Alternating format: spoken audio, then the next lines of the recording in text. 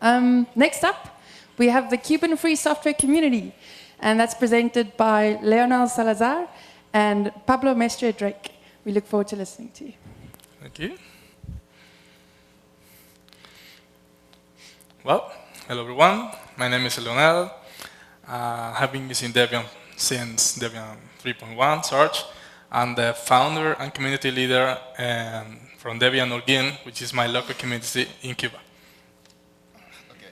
Hello, my name is Pablo Mestre, and I'm a member of the user group of free technologies in Cuba.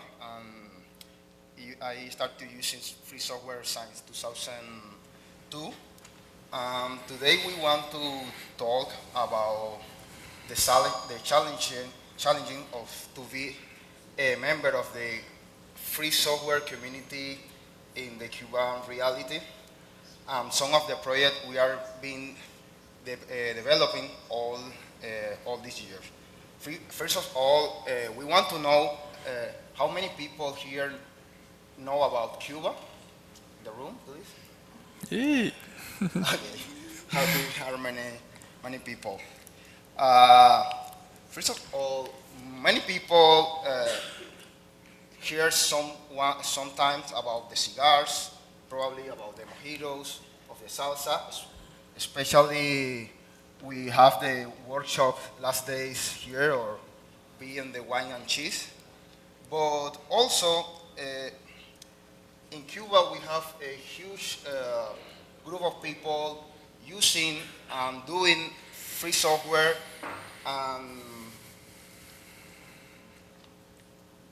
Debian was an important key of the development of this community. This community born around the 90s, but need to confront a lot of obstacles, especially technological. And I want to share with you this image. How you can see, all these cables are fibers, optical fibers cables, but all are around Cuba.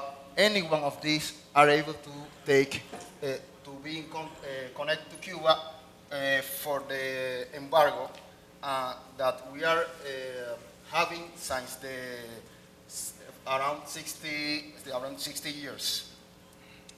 With this situation, we frequently have this question: how we can study, how we can promote free software and make technology and free technology if we are not able to communicate with the external community around the world, if we are not technically able to share our knowledge, get the knowledge, share all what we produce.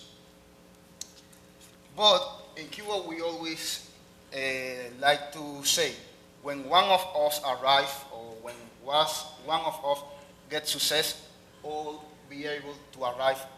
All we able to get a success. And on this situation where we are not able to connect up to outside, when we are in that moment, we are not have the best telecommunication infrastructure, we create this human network.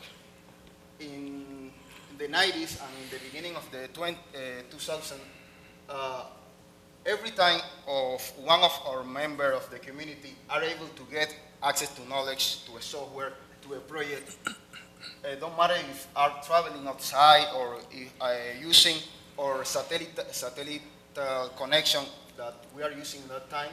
If someone of us get access to the knowledge of the software, this person putting somewhere in a national server, or we organize meeting, install Fest, and in this way we are able to share with the rest of the community all this knowledge, all this software of this project. And also, not only if in your local community, every community put in contact and share all this knowledge, all these projects.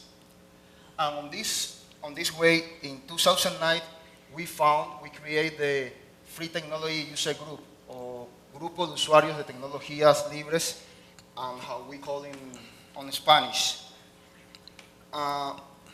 This group born with the idea to try to solve all these problems, all these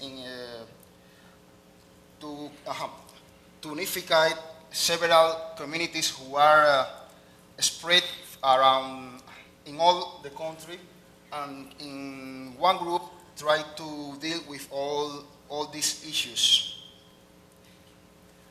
For example, in this graphic, you can see we have a mailing list working on the community, and this statistics only show the people who are in that moment connected, and we have around 500 members, 915 mails per month. But you can see more the activity is from Monday to Friday.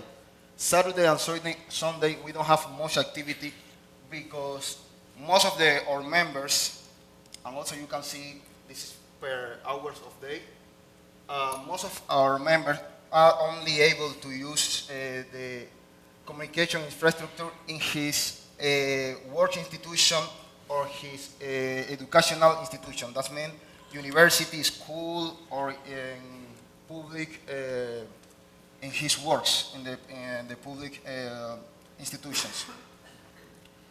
That means the people don't have access to internet at home, don't have access to a connection at home. In the way to try to solve this issue, we create that we like to call decentralized and offline nodes. That means we create a directory where every people from the community who are able to collect information, knowledge, whatever, put his contact and all this information in a wiki, put his phone, his mail, and his address, and every people who want to have access to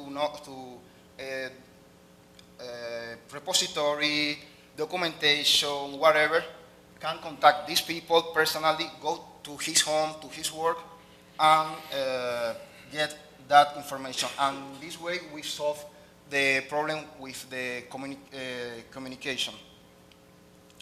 And also, I want to share this image and this example. In the 90s and the beginning of the 2000s, we want to put Cuba on the map. We want to mapping Havana and the rest of the country. But for some legal reason, we are not able, as a human or a person, to use GPS. And one of our members has the amazing idea to put the GPS in his dog and mapping all the city, walking around all the city and mapping the city. And they create a big friendship after that. We are lucky, and in 2012 we are finally connected to the internet. We get a connection from Venezuela, and we are now connected to the world. That was a huge and amazing news for us, but nothing lasts forever, and we start to find this. Even when we are talking about free software, open source, and the four freedoms, many of the providers of these services, at least for Cuba, they don't give access, again, for the problem with the embargo. When we try to get to knowledge, source code, or a repository, we always need to see this image from Google, from everywhere. Even this screenshot is from July, this same month. We asked for a member who sent us this screenshot, and you can see we are not able to access to Docker or events. This day we have a big discussion on the Telegram group about other new companies and projects who are blocking the access to the Cuban community. And now, how Debian come into the community? This guy is Michael Moya. He, in the beginning of the 2005, he discovered Debian and turned in love because all what Debian represents. He turned in love about the community development that Debian represents, the absence of a corporation behind the developing, and the possibility to access to the code source. And years later, he put in contact with some Debian developers, and in 2006, David Moreno Garza, a Debian developer from Mexico, come to Cuba, put in contact with the community, and teach several members how packaging use Debian. This guy, Michael Moya, started to work in this institution, Infomed, who was the biggest network in Cuba. They have nodes across all the country and have institutions around all the country. And in this way, he promoted to start to use Debian in this institution, and that means every node, every person who are connect to this network are able to get access to repositories and get access to support if they have any problem. Well, this is the reason why we decide to start to using Debian. Well, the access to the source code, Debian, in that time when we start to use Debian, was exactly in the moment when Red Hat decided to turn commercial. In that moment, especially for the embargo we have, we are not able anymore to use Red Hat. And well, this is mainly the reasons, and especially because in this case, the desert island test was exactly where we are an island, and we are able to get the information, but mostly we are not able to share with the rest of the community. And Debian are exactly what we need. As I said, every year we do the Latinamerican Free Software Installation Fest, where we did a lot of Debian installation parties. We try to promote the use of free software. We give talks, workshops. In 2006, with all the things about the embargo and we are not able, in many cases, and especially I have the opportunity to try to participate in some international events, and I'm not able not because I'm not able to go out of Cuba, because the country where are the venue of these events don't give us the visa to participate.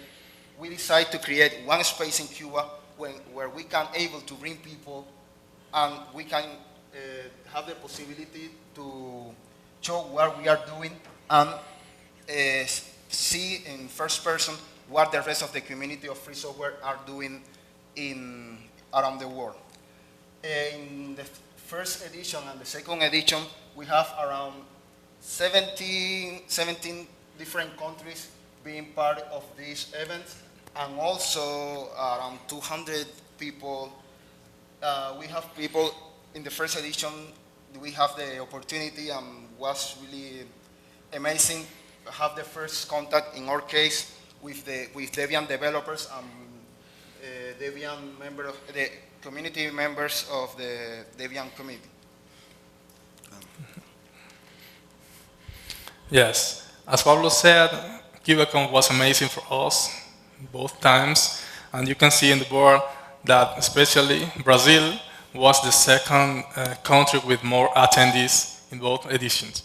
It was really good. In the first one, we had a vote about how Cuban people can contribute even more to the Debian project, and we were helped by some Brazilian friends who were members of the Debian community, and really was good for us. Yeah, after that vote, we decided to host more events to spread the word about Debian more effectively, and after that, we had our first MiniDebConf in Cuba during the second edition of the Cuban conference. Was really good, and we had the presence of a lot of people, of course, and then we met Jonathan Bustillos, who is present here as a Mexican friend who really shared a lot of things with us about how to contribute better and stuff like that, and he offered himself to represent our Cuban community in different international events like the MiniDebConf in Hamburg next year in 2018. He was sharing about what we were doing, and I think he felt really happy and he was really brave. So I want to thank you publicly. Jonathan, thank you for what you did. Was the first time officially that the Cuban community shared something with any other communities in the world, and he is not Cuban. He really tried to do his best, and we are really thankful. Okay. After that, we created formally our local Debian community in 2017 also. We call it Debian Holguín because it's the place I live, but eventually it became the most important Debian community in the country. We have a few members who are really active, and we also have a website and share a lot of different activities. But that's not the only thing. We continue making progress, and of course, right now we are trying to spread the word a little bit more, and this is one of the examples that we are continuing growing, developing new packages, and trying to share with more people inside the island. I want to share a few examples of different software we have been creating since the last 10 years maybe in Cuba, and one of them is RepoGUTL. Since we didn't have access to several international repositories, we decided to create our very own and used a tool called Alfidi, who is a small software to create and pack different software and documentation and different materials in a special repository and put it online for a while. By that time, we had over 49 different software created in Cuba for solving our local needs, most of them related with the lack of connectivity and stuff like that, and also because we were trying to enter into the free software world, and not too many users were really expert in the free software world. So we had examples like a small utility to cut and to join pieces of information using different commands, but we created maybe kind of friendly user interfaces for those newcomers to the world, to the free software, to Debian, etc. Kind of another tool for converting and transforming different documents from one format to another one, and simple stuff like that, but very useful for us because we weren't able to access to that knowledge outside the country. Also, the local community in Manzanillo, who is the most active community in Cuba creating new software, developed Alarife. It's a kind of software to create encyclopedias in web format, ready to use both online and offline, which is, of course, a really common case in Cuba to be disconnected. So they created this tool. You can add topics, subjects, and content using editors in the what you see is what you get format, because most of the users were not expert, weren't able to learn markup languages, or weren't able to use simple text editor and stuff like that. So they put together a set of different components and were able to create this website ready to go, portable, and share the information using USB pen drives and stuff like that. Was really good for us. This tool is continually being maintained. The last release was in this year in March. They have succeeded creating different encyclopedias that are already online, like mostly for virtual tours to different museums in Cuba and stuff like that. That's really amazing for us. My local community in Holguín also created a few software, and the most popular one is VideoMorph, which is a graphical user interface for converting and transcoding videos from one format to another, which is also a common case in Cuba, because some of us still need to convert to VCD and DVD formats, depending on where are we trying to get the information from, downloading from YouTube or stuff like that. But MP4 and WebM format are not quite popular yet in some of their Cuban devices at home, so we need to translate it or transcoding to VCD or to DVD. And of course, our need led to creating this simple tool aimed for helping people with no previous knowledge about that stuff, or converting and stuff like that. And we are able to add subtitles, convert to different format, extract audio if you need. It's really, really, really simple, but useful for Cuba. And as I said, it's really popular inside the community. Finally, I want to share this amazing project called Misox. It's very interesting to talk about it because it's related deeply with the Debian project. It's a simple and powerful wizard in order to customize your Debian distribution without no knowledge about debootstrap and expert script or stuff like that. Just you need to answer maybe 5 or 6 questions about where is your repository? It's online? Okay. It's offline? Okay. If it's offline, the common case in Cuba? Where is it? In the hard drive? Okay. What distribution you want to use? What's the desktop environment you want to use? Do you want to apply an icon theme or a desktop theme? Do you want to customize your group configuration? Do you want to add icons to your desktop or stuff like that? Do you want to use OpenBox, for example, or stuff like that? And by the end of the process, you can select, well, I also want to add 2 or 3 different packages from the repository, or I want to add from my local drive a few deb packages I have been creating for a while. And by the end of the process, you're going to have an image ready to install using a pen drive or to burn in a CD or a DVD, ready to share with other people, which is, as we said, a common scenario in Cuba. And inside that image, we put already all these packages needed for creating this customization of Debian. It's really great. We have been talking about that for 5 or 4 years maybe, and we think it's going to be a great value to the Debian project to share a tool like this one.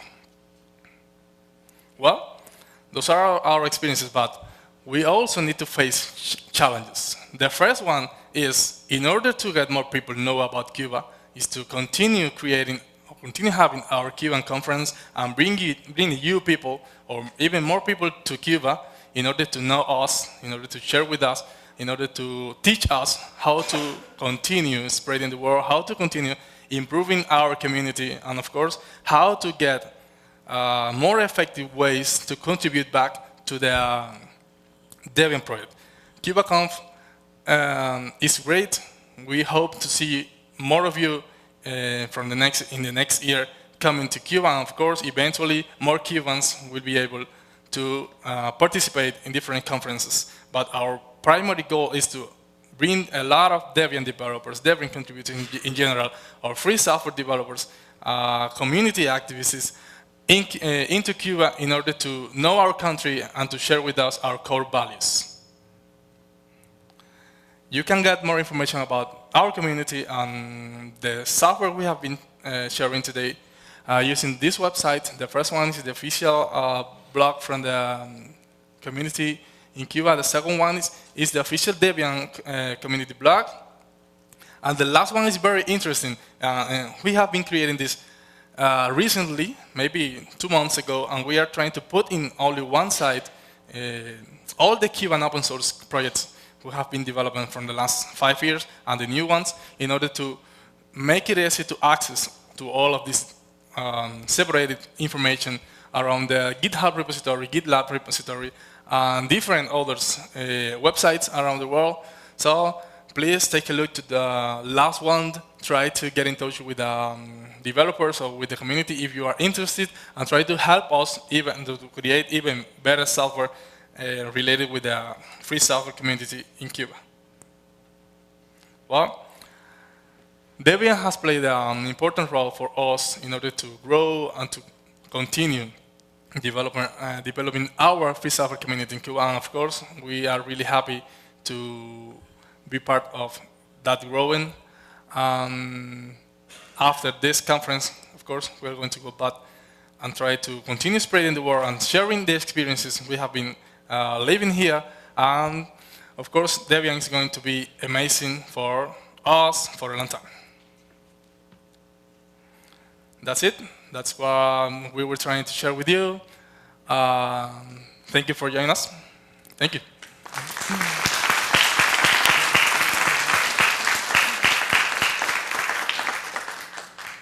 Are there questions? There's a lot of time available.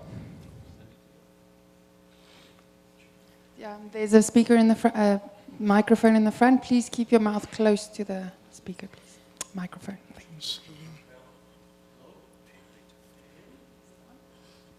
Can we check handout 2, please? Turn up, just keep talking, counting. Hello. Okay. Good. Well, first of all, congratulations to your presentation. There's a lot of things that I was really not aware of what was going on in Cuba. The dog idea to map the city, I think it was really, really amazing. It shows how creative you guys are. You showed the software development scenario. I am curious about hardware and how you get hardware in Cuba despite the whole embargo situation. Yeah. Most of the hardware we use, of course, we need to import it, mostly by government arrangements with different companies. A lot of those companies are placed in China, which is a friend of Cuba for a long time. And recently, a few of us are able to travel from around the world, and of course, they are able to bring computers to Cuba. We are not manufacturing new software, but we can import and assemble. We try to create our very own configurations, but the majority of the hardware we have is imported from China, maybe. And the other thing is actually not a question, but some statement that I want to do. You can be sure that starting this year with LPI, with our visit to Cuba, we'll help you guys setting up the next year's conference. We'll help you the best way we can do that. Thank you very much. Thank you. Thank you.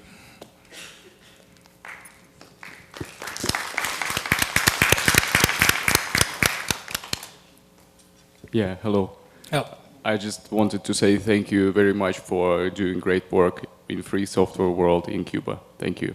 And then another point that I heard the same GPS mapping is forbidden in China, so maybe we can give them a hint how they can do that. Thanks. Thank you.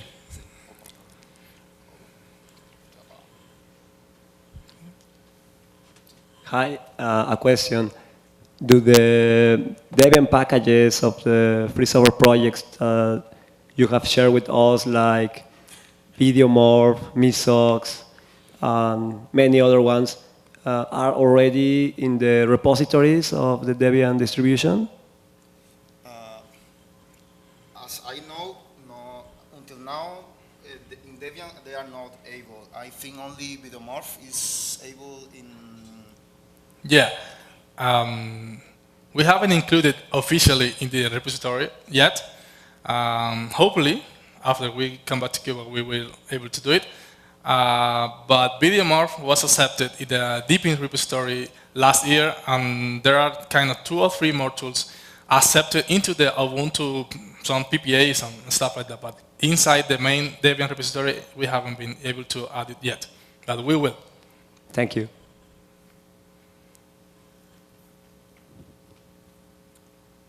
More questions?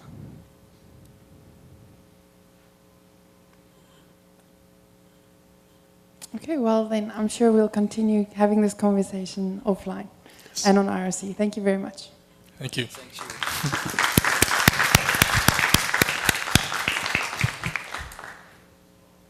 So I believe